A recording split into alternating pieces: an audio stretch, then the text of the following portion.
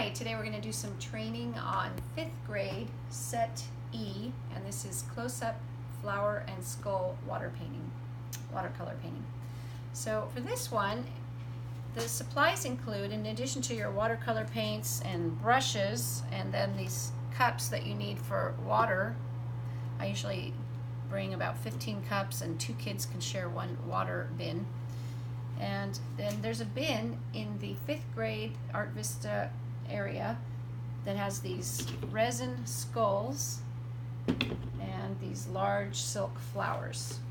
So when you give the presentation, it's all about American artists.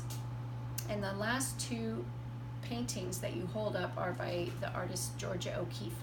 And she's famous for her large flower paintings, and she also did many skull paintings. So the kids have just seen those, and you've talked about her work, and then that leads really well into this project. For this project, the kids also will use watercolor paper, which really takes the paint better than just the regular construction paper. So each child will have one piece of watercolor paper, and the way to set this up is I usually put one or two skulls on each table, and also 1 or so of these silk flowers on each table. You can have the kids move around to a chair that's at a table with the skull and or flower that they like the best.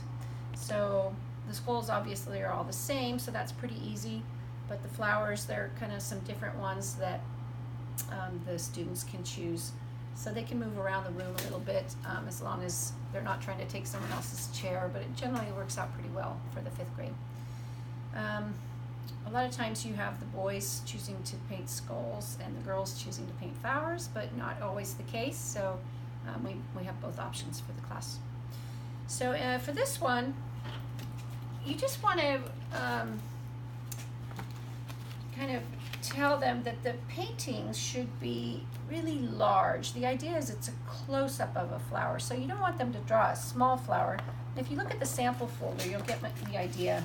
So here's a demonstration that a docent had done.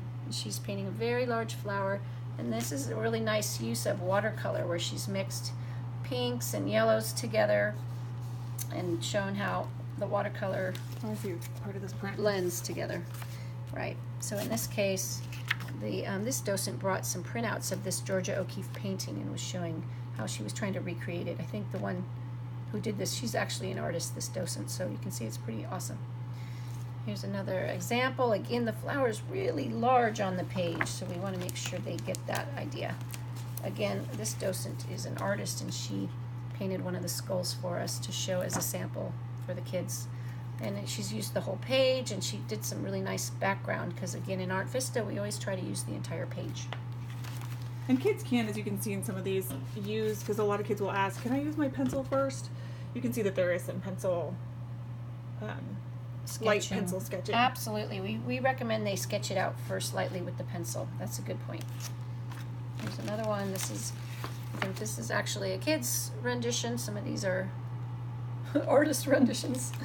And then here's another example of a close-up, really close-up of this large flower. So they come out really nice. So those are some of the samples. And if you'd like, before you begin, you can put a piece of paper, you can hold it up on the whiteboard with magnets so it's held up there, and do a light sketch of, again, showing a large flower. You obviously can't put the watercolor paints up vertically and demonstrate it. You have to do that flat. But at this point, the kids have done quite a bit of watercolor. This is one of the last Art Vista lessons they're doing after 5 or 6 years at Simon's, so they have a pretty good feel for it. So you don't have to do too much demonstration, and they really enjoy this project. It's fun for them, so good luck with it.